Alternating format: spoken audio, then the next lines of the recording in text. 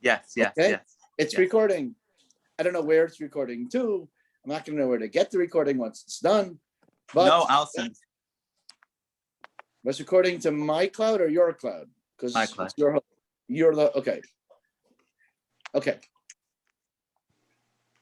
Dick. Verdell. I can't hear you, Verdell. Do you think I would miss your speech? Now I can hear you. Dick. You think I would miss your speech?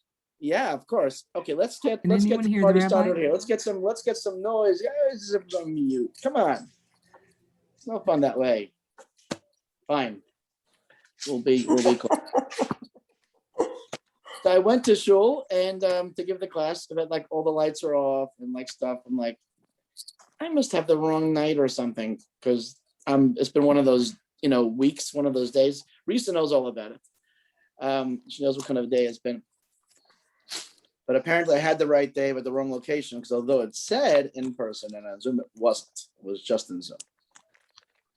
I think it said in person on the invitation. It did. That's why I went to shul. But apparently, Rabbi Feigen's class last week had so many participants, but not a single person showed up.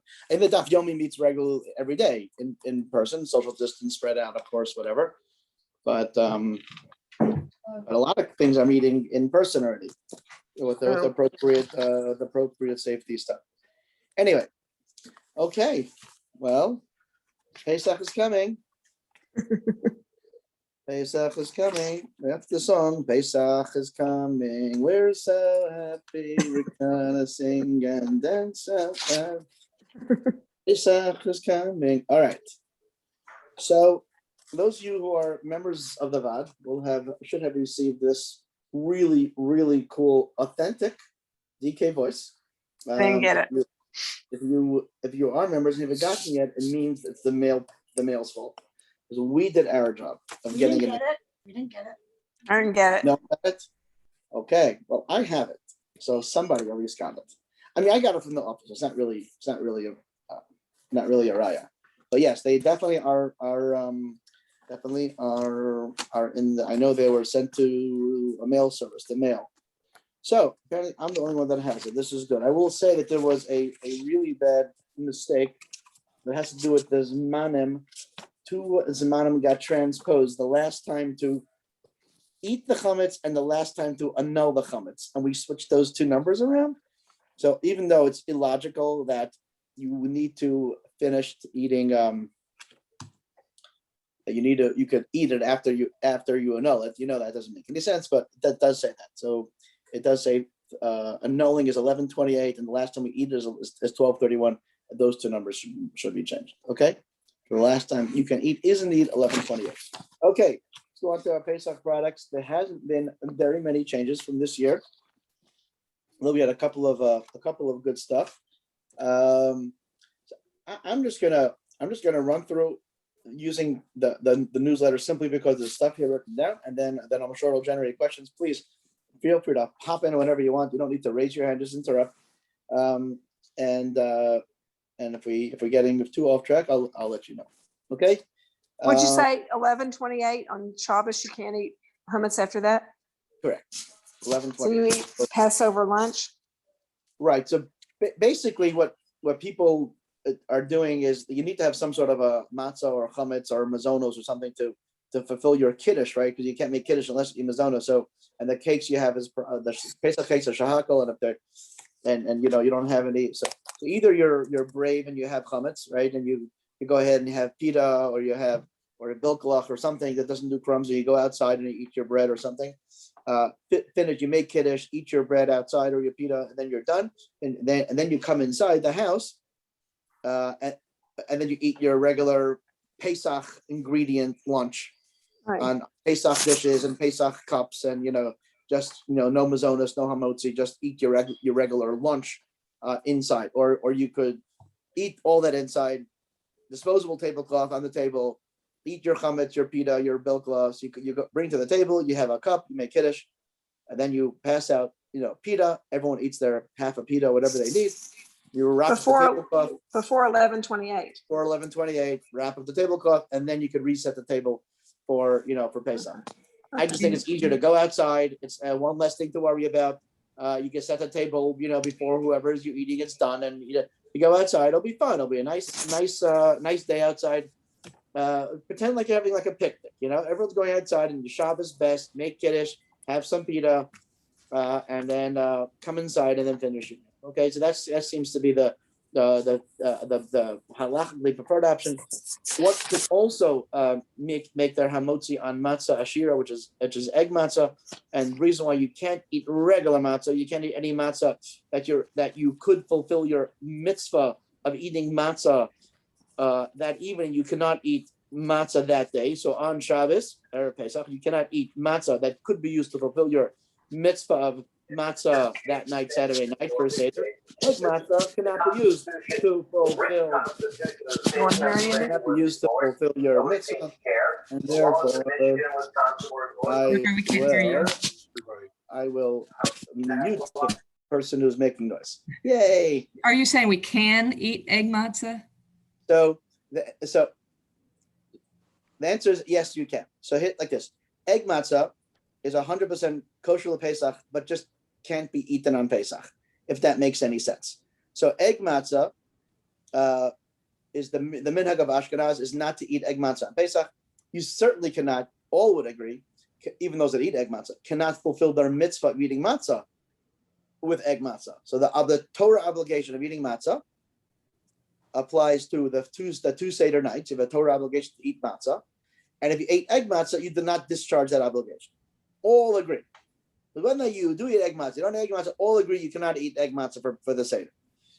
Most opinions say once I eat egg matzah at all, the whole Pesach, okay? But since all agree that egg matzah cannot be used to fulfill your mitzvah of eating matzah, so egg matzah can be eaten on Erev Pesach, otherwise known as Shabbos, right? But it's not chametz. But you don't eat it on Pesach. Okay, so if you want to use egg matzah and at 12 o'clock, at 1 o'clock in the afternoon, whatever time you want to eat your Suda, you may use egg matzah, wash, make a hamotzi on the egg matzah, eat your meal, and then bench it regularly. Now, the reason why some people don't like to do that is because egg matzah eaten by itself is mazonos, not hamotzi. Egg matzah is no different than any other cracker because it is a cracker. The ingredients is eggs, sugar, apple juice, and flour, right? If you put chocolate chips, you could have been chocolate chip cookies, right? So the idea is it's more cookie-like than it is bread-like. Therefore, egg matzah eaten all year long would be a mazonos. And the only reason why it could possibly be a hamotzi now is because you're being kovei asuda. You're sitting at your meal and you're washing and you're eating the appetizer and a main course and some side dishes, right? Since you're eating, you're being kaveh asuda, you're making with your main meal. Therefore, it becomes hamotzi like, especially if you eat, more than a minimal amount of matzah. So basically, you're relying on that leniency, making hamotzi on egg matzah. But there's nothing wrong with it. I mean, some people would prefer to eat the real chametz to avoid that discussion, but otherwise, egg matzah is, if you kaveh asuda, it is hamotzi. Would you eat egg matzah? It's a good question. I knew someone's going to ask that question. So this year, I'm going away for Pesach. I'm going to be at a hotel in Lake Conroe, Texas, and near Houston. And the program it refuses to bring any egg matzah on property because for them the likelihood of it getting mixed in during Pesach and somehow winding up on a table is more of a concern to them than chametz ending up back into the kitchen and serving bilkalach, right? So, and they're probably right. There's a perverted logic to that, right? So therefore they want to do chametz will be outside, not even in the building. You have to go outside and do it. So I'm going to eat chametz because that's what's there. If I was home, I don't know, because to me, like eating pita outside is not such a big deal to me. Like, who cares if I don't have like bread stuff at my meal while I'm eating my cholent? Everything's Pesach anyway. Just the question is what your bread stuff is. So to go outside and eat pita, to me seems so simple and so easy I would probably do that, just not to get involved. That's what I would probably do. But I don't think there's anything wrong or a reason why you shouldn't. Not outside. You shouldn't do the egg matzah. I would say one more thing. If you're gonna do the chametz thing, one more thing. When you finish with your chametz, your crumbs you cannot put it into your garbage can because it's Right. yours still. So you put it into your neighbor's garbage can. Unless, of course, your neighbor is Daniela, and then it's a whole nother stuff, and then you have trouble that way. So, but also you can ask permission because especially in Texas, they might shoot you if you put something in your neighbor's garbage can. And that's like a whole nother story. Like to get shot, it's not worth it. You better eat egg matzah. So basically, find a way to get rid of your chametz. Either ask permission from a non-Jewish neighbor, emphasis on non-Jewish neighbor, and then you'll take care of business. Some say you can put it into your own garbage can because your own garbage can is not really yours. It belongs to the city and some on the driveway. And if you don't keep it in your house, like in your fence line, you leave it out in the alleyway where we do. It always sits out there, and that's city property. It's not really my garbage. All right. Okay. Enough of. Can I ask you one more question? No. Yes. Do you have to declare it Hefker when you put it in the city's garbage can? Yeah, you have to do that regardless. Meaning you do the kol chamir b'chamira like do the hefker, but before the 12:31 time, the second time in our newsletter, right? You would have to do that regardless. You always have to do that, and because there's still some crumbs left under the couch that you never got to. So that at 12:19 or 12:31 timing, anyway, you would. Okay, thank you.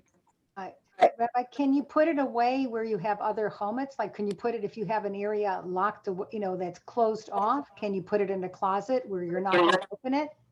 You can. I just made an assumption that people were getting rid of their chametz. But if you do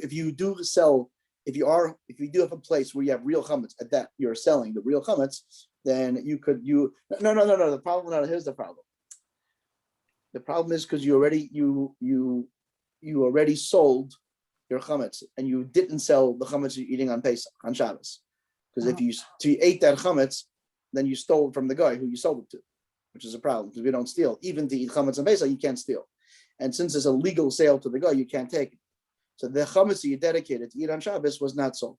Therefore, you need to dispose of it in the regular way. So you may not put it, I don't know, just get rid of it. I think, maybe. Okay, great. I don't think I have I'm not sure if I have a neighbor who will do that, but maybe. And I have Jewish neighbors who would do it, but I can't do it with them. Don't do it to the Jewish neighbors, right? And you also could scatter it to the wind also, like if it's just crumbs. Like if you really got it down, to not a lot of stuff. You get rid of it. Flush it down the toilet if need be. Break it up if it's don't put a big piece of chametz, but if it's like matzah, like crumble it into the toilet. It'll go down fine. It won't bother anything. All right. Don't put it into your cabinet. Okay. So Rabbi, I have one question. You mentioned using pita, but if I have a challah roll that I saved and did not sell, can I use my challah rolls?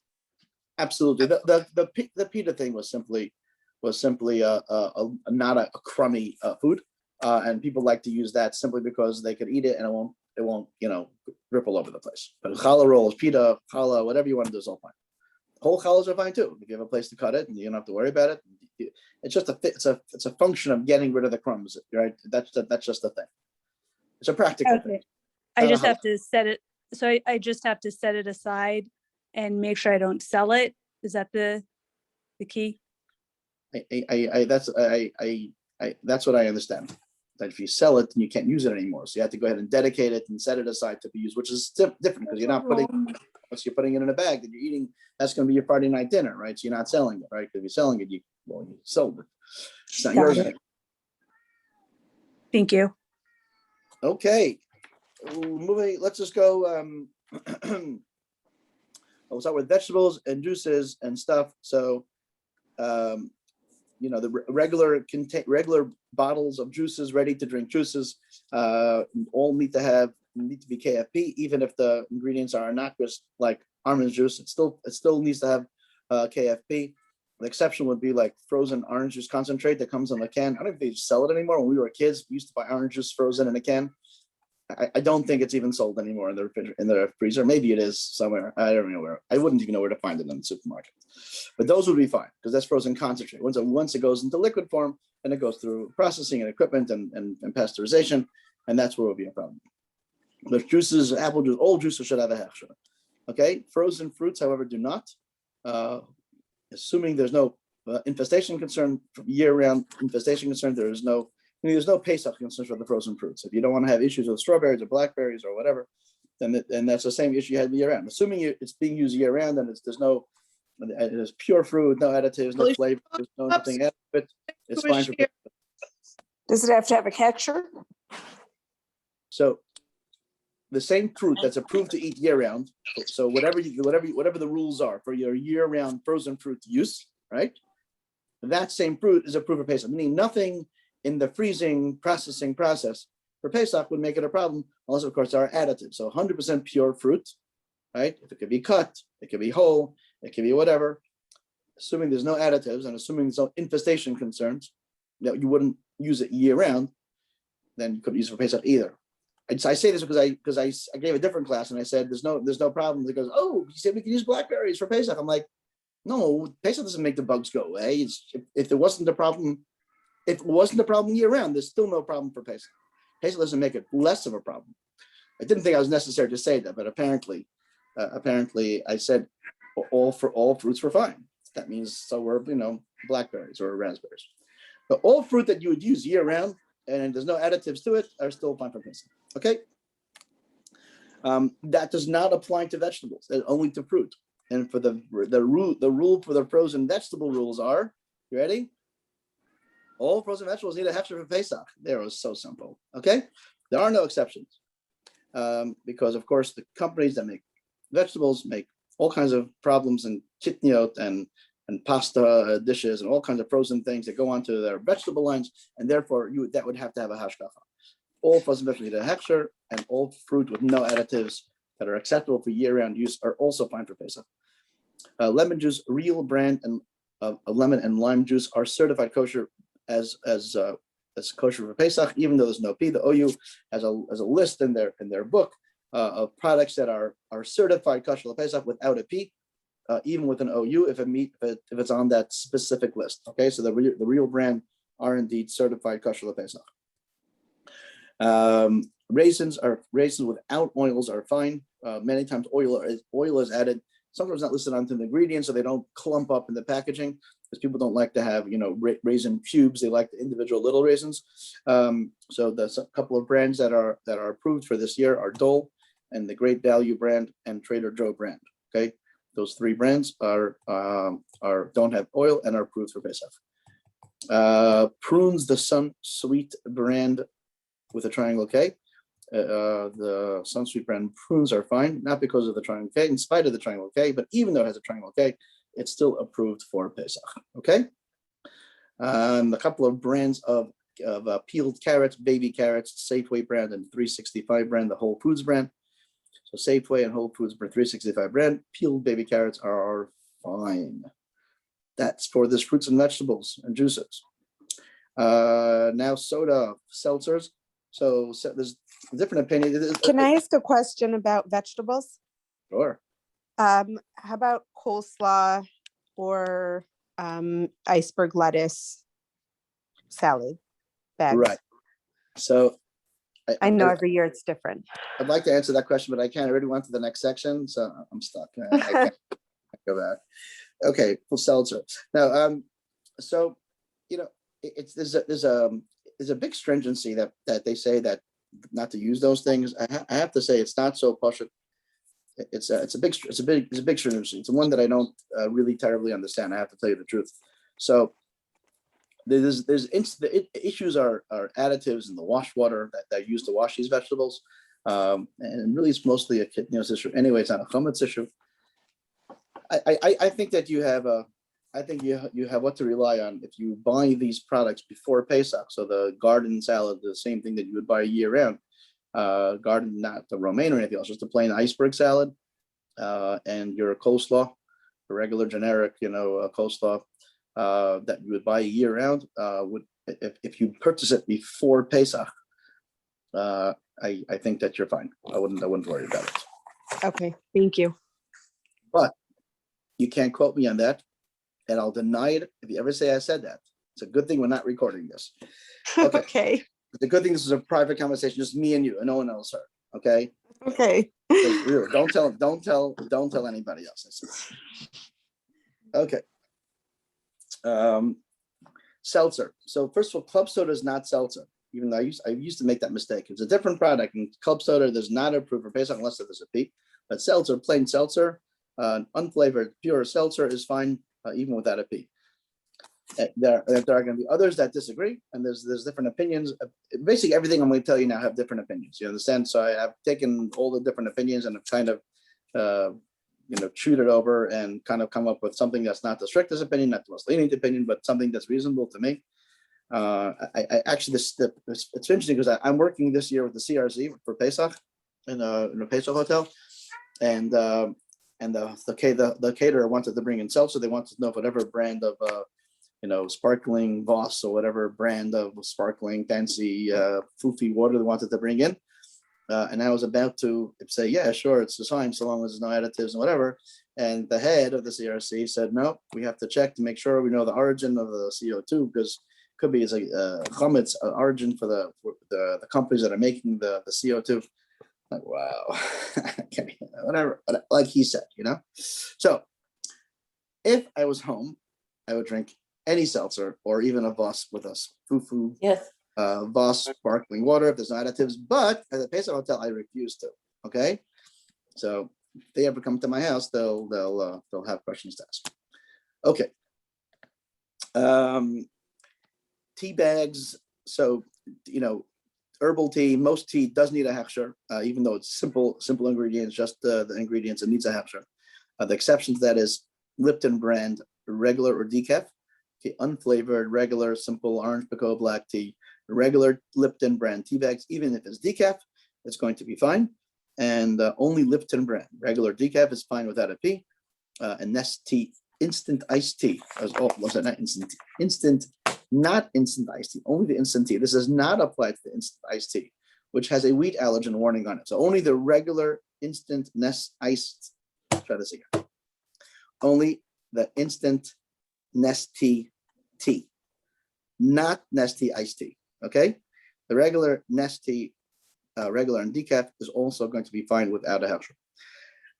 If you want to know my obsession for decaf, and why decaf is always highlighted and always, identified as decaf always being a problem, is because the thing is, how do they get the caffeine out of coffee? Say coffee or tea. How did they get the caffeine out? So they at one point they tried asking very nicely, and it didn't work.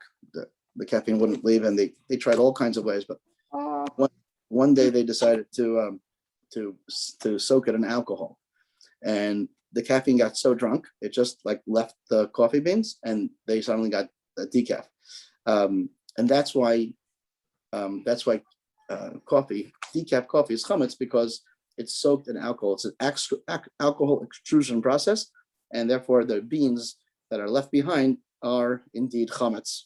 They look innocent. They look very plain. They look like they're wonderful beans, but they're chametz. These coffee beans, and therefore you would have a problem with that.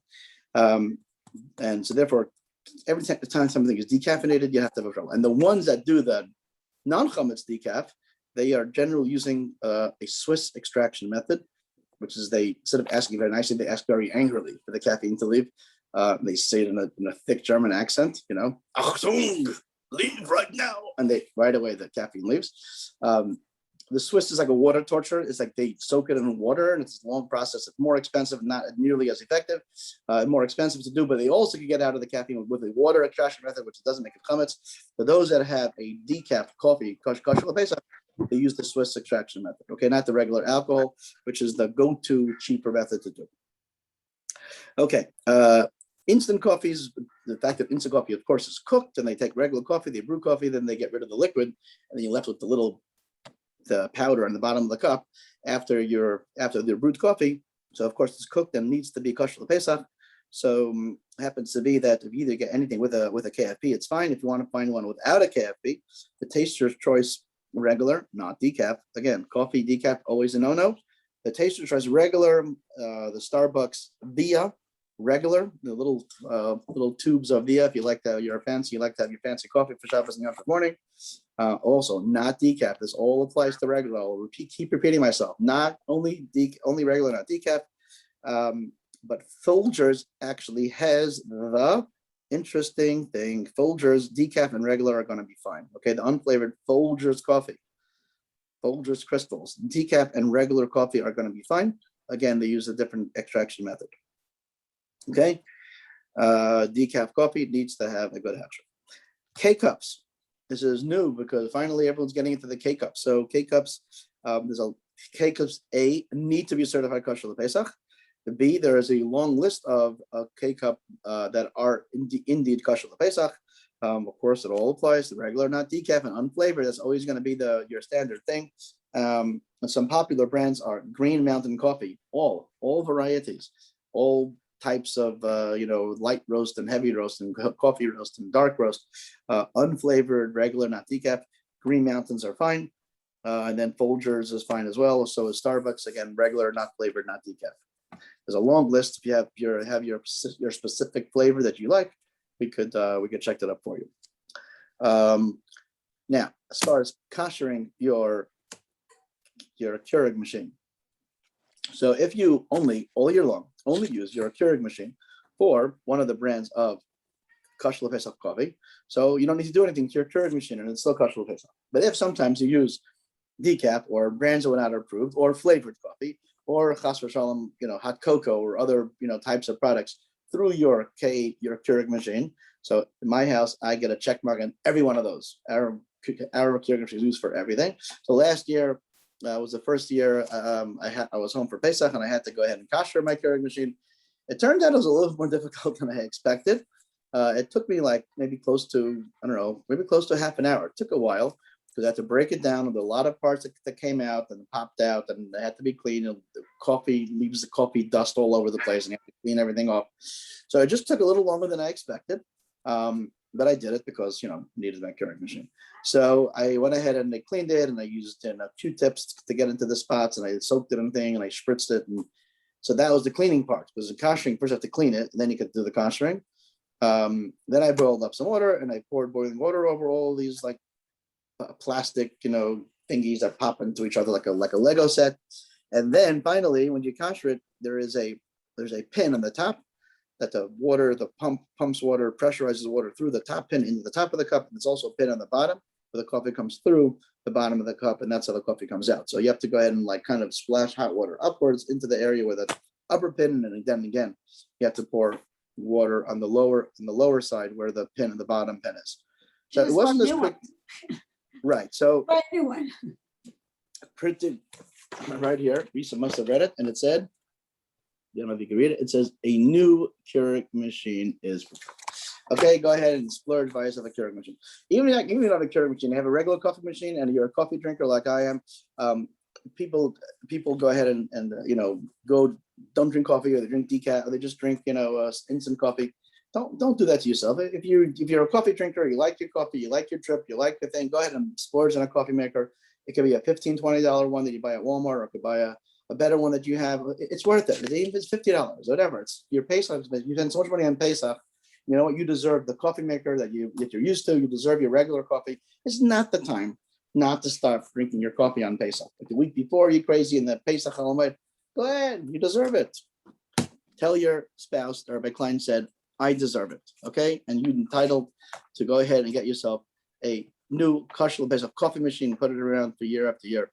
Hopefully you will buy it, and you won't even need it because Mashiach will come, and we'll all share the carbon Pesach together. Amen. What about filters, coffee filters? Like the paper ones? Yeah. All paper filters are fine. Okay. Thank you. Okay. All right. And if you want to go ahead and be a fancy one, you could go ahead and buy yourself a pour over cup. They sell these cool cups. It's like a mug, but all it is a V-shape inside. You can pop in your filter, and then it has a hole in the bottom. So you put one of these things on top of your mug, and it has a filter. So like for $5, you could go ahead and buy yourself, if you're really cheap, you don't want to buy a real machine, we want to do a single cup coffee maker, but you do pour overs. So for $5 on Amazon, and of course the price of filters, you can get yourself a makeshift coffee maker. Okay, and you can even use that, and you even could use that on Yom Tov. Hold on. You can use it on Yontif? Yes. Oh, wait, okay. Any special thing you have to do? Not on Shabbos.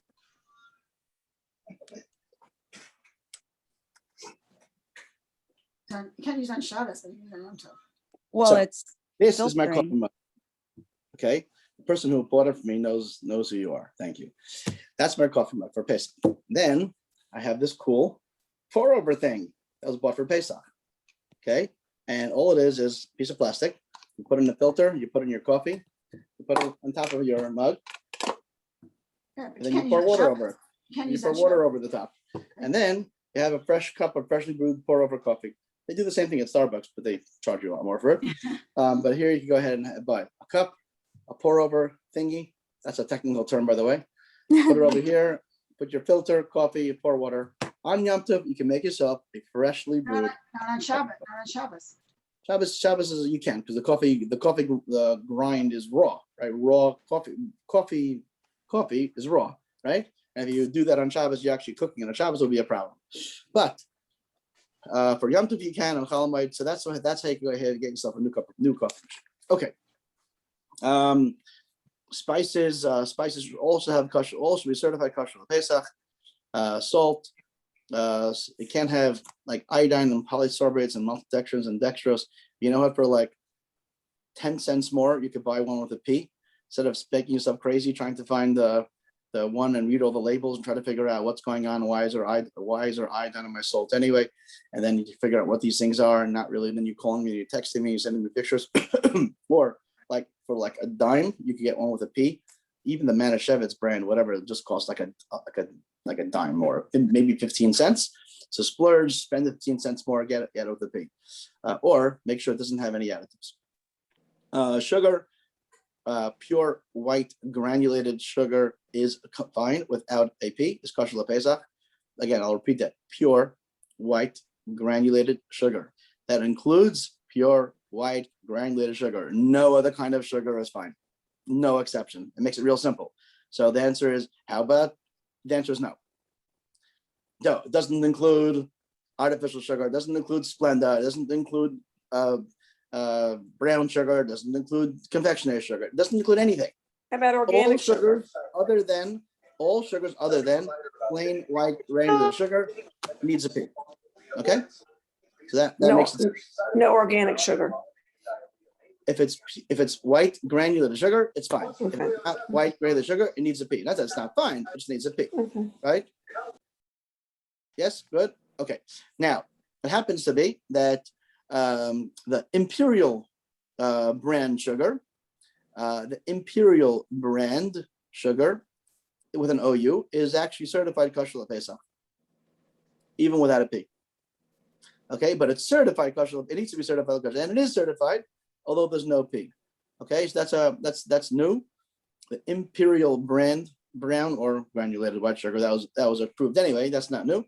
Is fine. Okay, even without a P. The Imperial, hold on. Imperial brand. So Imperial brand, right? Got it? Hold on. Even, 1 second. So Brown this sugar, the brown sugar needs to be certified for Pesach. Imperial brand brown sugar is actually certified kosher Pesach, but they don't put a P on it. Okay, so that's one of the chedushim. One of the reasons why I came to this class, to find the good stuff, and that's Imperial brand sugar. and now I can use it actually. I was gonna put it away in the comments. Right. Imperial. Even it's the dark brown or the light brown, does it make a Yes. difference? Correct. Imperial brand sugar, the lighter one or the darker one is fine. Okay, but all other sugar substitutes, all the time need to have a hashka. Okay. Oils, there's so much controversy with all these things, and kitnios and cottonseed and oils and their seeds and their brands and canola. There's so many different opinions out there as to whether or not, or it's kitnios and it's kitnios and ashtana. It's changed from where it originally was. the bottom line is most people, most Haredi people, right, would only use, would not use canola oil, would not use cottonseed oil. They would only use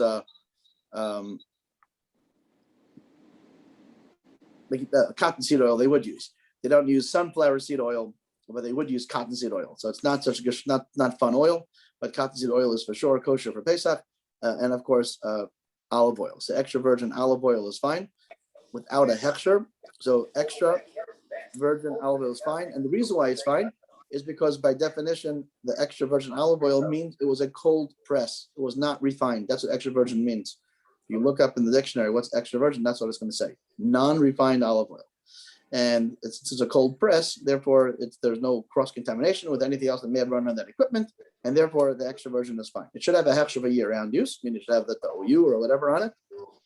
But once it has a hashkacha for year-round use, it's fine for Pesach without a special Pesach hechsher. Okay. What about canola oil? No. Canola is not. Some people will say it's fine, but I will say that it's not fine.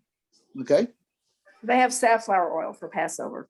Yes, safflower oil is fine, as is cottonseed. Who? Cottonseed oil. That's very unhealthy. Yes, but olive oil is for sure much healthier. If you need an oil, or this is also fairly new. This coconut oil. That's bad for you too. Somebody needs to be muted in the background. Right. I'm trying to figure out who the offending party is. I'm just going to go ahead and mute. I just went ahead and muted everybody because everyone is muted. Feel free to unmute yourself. I think you can unmute yourself. Susan, just unmute yourself. Tell me if it works.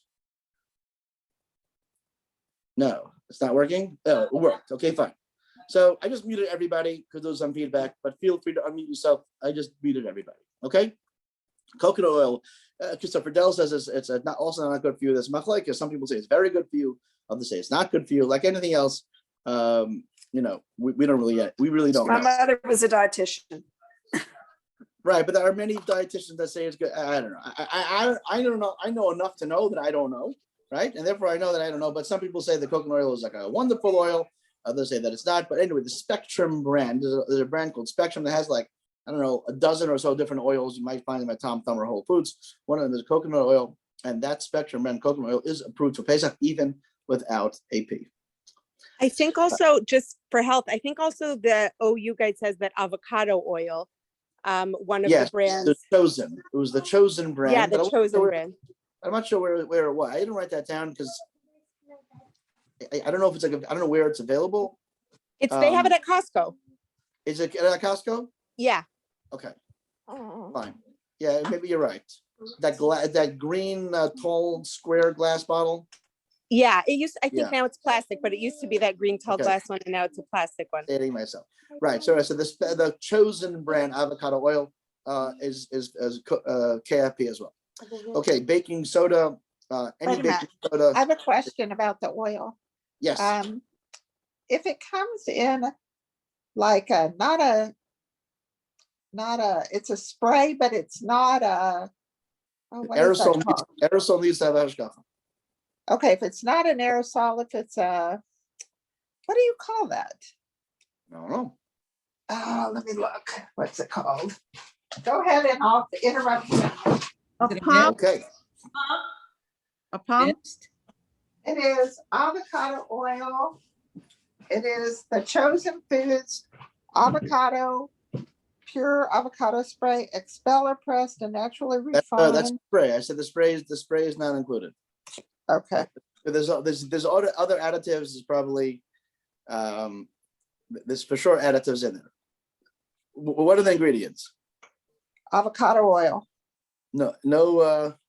Okay, so after the class, if you wanna stay on after I hang up with everybody, you're welcome to stay, and I'll check the book. I don't want to take more time with that, but if I'm happy to stay right after we hang up. And I have to hang when we stop the class, I'll check that up for you. I have the book here with me. Okay, thank you. Baking soda is fine. I'm sure you all make the same mistake I do, that baking soda is not the same thing as baking powder.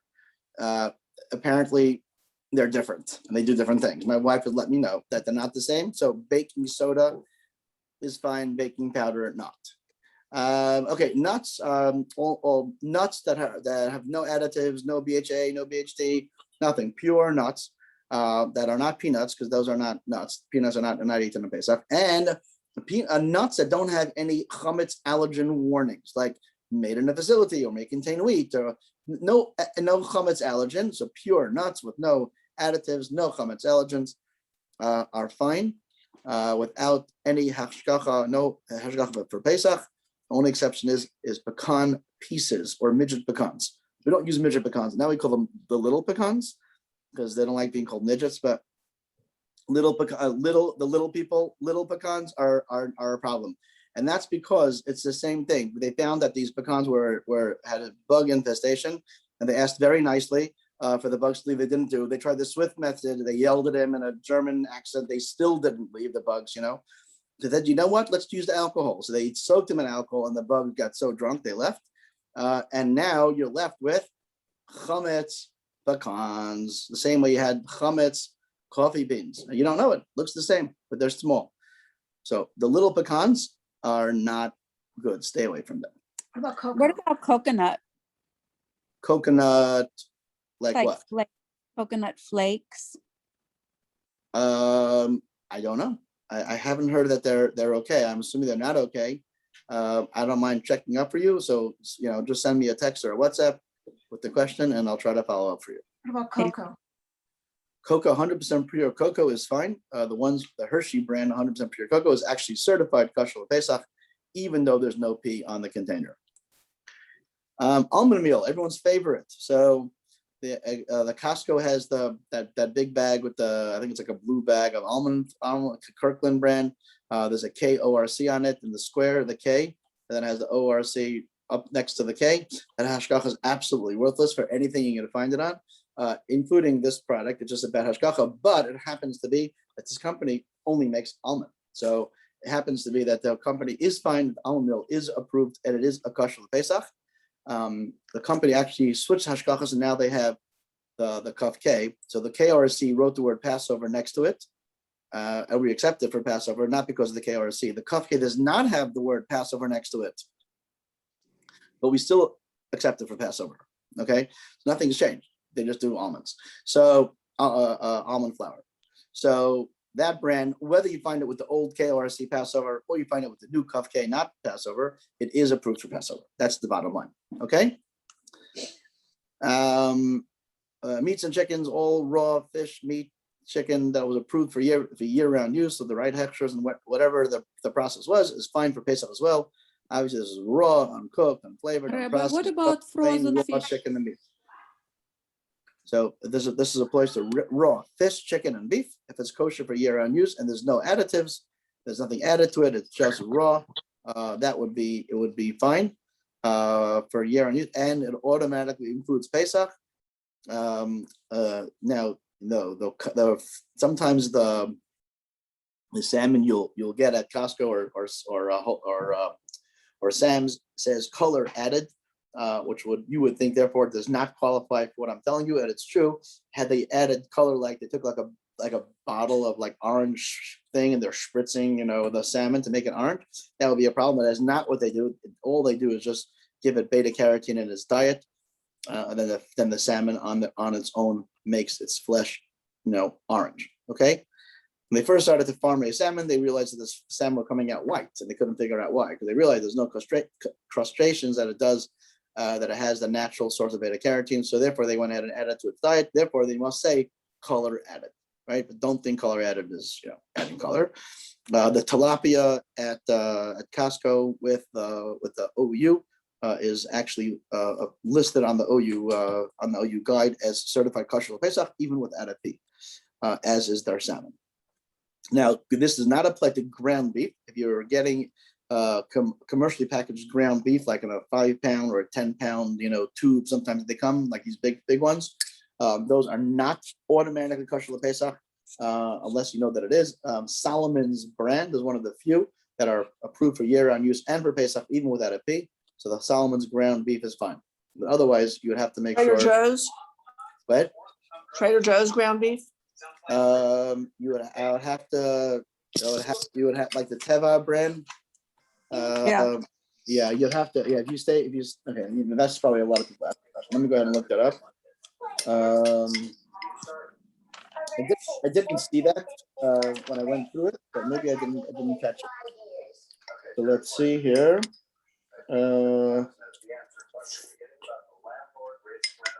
Teva raw, including grounds. Okay, Teva. What? Teva brand, which is the brand carried at Trader Joe, including ground beef. The raw ground beef is approved for Pesach. Okay, even though there's no P on it, it's still approved. Thank for you. Pesach. Okay. Thank you. Okay. Now, this does not, I say commercially packaged. This does not apply when you go to Tom Thumb and buy meat and chicken year round. That is not approved for Pesach. Definitely, absolutely, positively not approved. Commercially packaged means like Empire or whatever, it comes in a package or whatever brand, or a cryovac brisket, the whole thing. Commercially meaning that's the way it left the slaughterhouse. That's what we're talking about. If it comes like that, even if it's in your freezer, it'll be fine. Again, this is raw, unprocessed. It's not a pickled or a corned beef or a pasting or a deli or none of that. All that needs to have kosher Pesach. Raw, unprocessed, straight from the slaughterhouse is fine for year-round use and for Pesach. Tom Thumb, Rabbi, 1 second. Tom Thumb, the two Tom Thumbs kosher their kitchen today, as did Kosher Palate. Should have been finished today, or not by tomorrow morning. And Simcha also was finished by today. So those places are now kosher Pesach. Yes, question. can we come back to the fish and Costco? So frozen Sure. salmon and frozen tilapia in the packages, they kosher for Pesach? So the ones that have the OU, so the salmon Yes. and tilapia that have an OU are Yes. approved for Pesach, even without. Yay. Okay, thank you. You're welcome. Okay, all I right, know so, you like to buy that. okay, okay. so on the salmon, if the salmon that I get at Tom Thumb, the fillets of salmon, those could be kosher for Pesach. If you bought it before yesterday, it's not. If you buy it tomorrow until Pesach, it is. So if I have some, I'm gonna just make sure, because I don't want to mess up. If I have some fish that I bought from Tom Thumb in the freezer for $5.97 a pound, mind you, I can use that on Pesach. No, exactly not. Okay, I cannot use it. So I'll repeat myself in case I'll try to be more clear this time. The rules apply to commercially packaged fish, meat, chicken, etc. Right? Have a good hefsher for year round as approved for Pesach. That means this fish came that way from the fish company. Like you buy it at Costco, it was commercially manufactured all the way from the factory, or Empire chicken wrapped in Empire packaging, right? Or cryovac beef straight from the slaughterhouse. Meaning these are the things that came from the original packing. The original packing, these places, there's no other food, there's no chametz around, and therefore those products are going to be fine for year-round or Pesach. However, anything that's processed at Tom Thumb is definitely not approved for Pesach. They make sandwiches, and they make sushi, and they make fried chicken, and all kinds of crummy things that go over. And this absolutely should not use anything that was produced and processed at Tom Thumb unless you bought it tomorrow. Okay, thanks. Rabbi, Yes. has Whole Foods koshered? Whole Foods is not koshered. Whole Foods will be producing next week, not tomorrow. Next week, Thursday, their fishmonger event will be kosher Pesach. Okay. But tomorrow's Thursday, this coming fishmonger event will not be kosher Pesach. And will they supervise like grinding the fish for making fish? You as a customer have to call in to make that request. Okay. We as the VAD made the offer to them, but they as an organization, as a store, have to own it. So I don't know.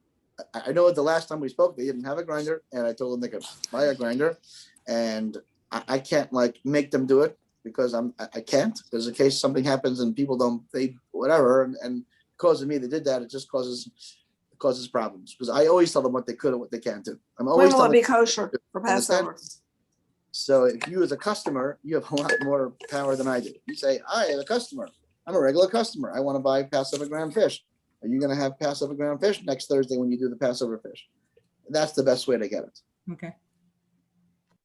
Next Any other- Thursday they have fish. Again?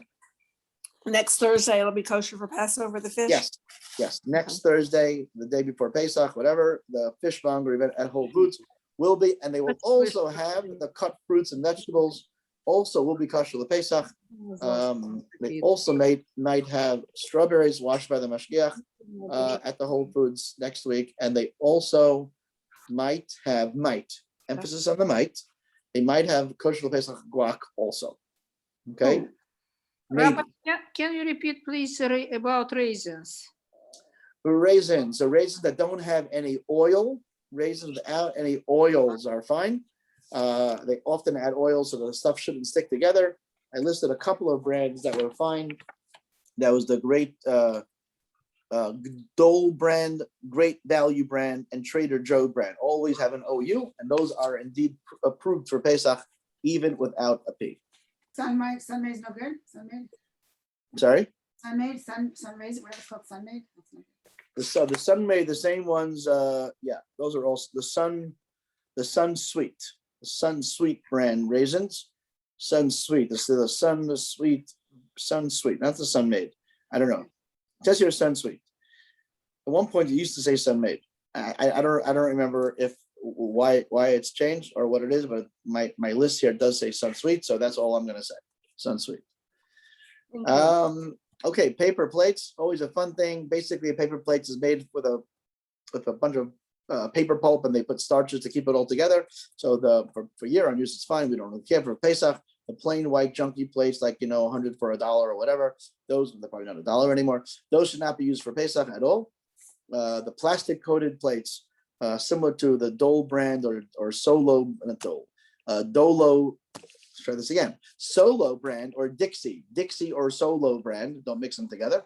Solo brand or Dixie. Those are plastic coated plates. Those are fine. Hi, Rabbi Fagabam. Those are so those name brands, Solo and Dixie, are fine for hot and for cold. Those are certified by the OU as having no chametz in their starch. But the knockoff brands, the Great Value brand or whatever of those style plates, should be used for cold but not for hot. Okay, so regular cheapy paper plates shouldn't be used at all. Plastic coated paper plates, if it's not a name brand, should be used for cold, not for hot. But if you want to use them for hot, also splurge the extra $1 and buy the Solo brand or Dixie brand. However, if you're using plastic. Klein, I'm sorry for interrupting. I'm sorry for interrupting. 2 minutes. You have 2 minutes, and then there is another class on this Zoom chat. Very good. So plastic is all fine. Plastic silverware, plastic plates, plastic cups, styrofoam, all the stuff that's great for the environment. All of those are fine. No Pesach concerns. There's nothing in it that will be a concern. Okay, I don't think Chinette is okay.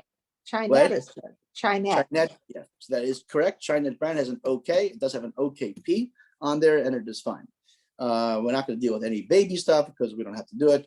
I would say I want to talk a little bit about the toothpaste, and there are and mouthwash. These things they sell. A kosher palate has certified kosher Pesach, really certified kosher Pesach. I would recommend to go to kosher palate and buy that instead of just relying on presumptions and assumptions. You actually consume those things and you swallow it and you ingest it. I would recommend getting the stuff from there. And speaking about kosher palate, we speak about what they sell here at Costco and I sell at Tom Thumb. I really strongly would urge everybody to go to kosher palate. They do great things for the community. They help a lot of needy people. They support a lot of needy people. They employ a lot of people, and they're great for the community. It's a real big asset. And sometimes their prices are cheaper than Tom Thumb. Many times at the same price as Tom Thumb. With some things that are more expensive, but overall as a store, it's a great, incredible, important resource that we have in our community. And it's really important. I know it's 10 minutes away, as opposed to Tom Thumb that may be only 3 minutes away. It's true. I'm not minimizing the 10 minutes away. It's sometimes it's far, but go ahead, take an extra couple of minutes, put in some time and support your local Jewish-owned kosher supermarket. Okay, if anybody, I was going to say anybody could stay. I was going to stay on and answer more questions, but I'm going to leave you my phone number, and just in case you don't have it, That's 214-684-4443. Again, 214-684-4443. Text me any questions you would have. Do me a favor, take a picture of the product, front of the product, back of the product, and the hashgacha and the ingredients. This way I don't have to go back and forth figuring out what your question is. Then I should be able to answer your question quickly. My preferred method is WhatsApp. Second is texting. Third and distant is email, and never call, because I won't answer the phone. And if you leave a voicemail, I'll never hear it. And then you'll never get an answer to your question. So text me is the best way of getting an answer as quickly as possible. It's been fun. It's been real. Have a good night. Tell my friends in Houston hi. Thank you, Rabbi. Appreciate it. Thank I'm you. not going to hang up now. Rabbi Feigelman, do I hang up and other people join in, or people just join in? Thank Can you. we leave? Rabbi. Yeah, everyone just could leave. I'm the host, I think. If I hang up, does everyone hang up? Rabbi